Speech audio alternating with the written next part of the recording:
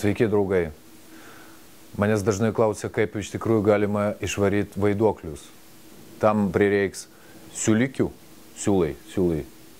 Vanduo, kad laistyt, palaistyt ir kažką aplaistyt ir konkrečiai vaiduokliam, kad aplaistyt. Ir čia yra, aš žinau, kad kažkas pagalvos, kad čia ne tas, bet čia yra iš tikrųjų druska yra.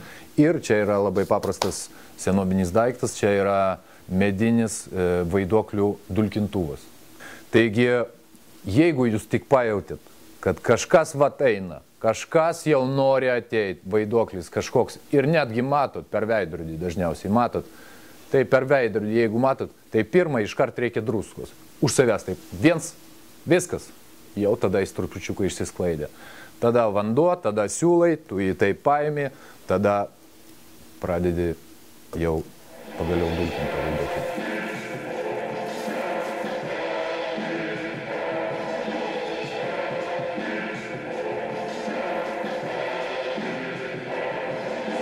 Ne.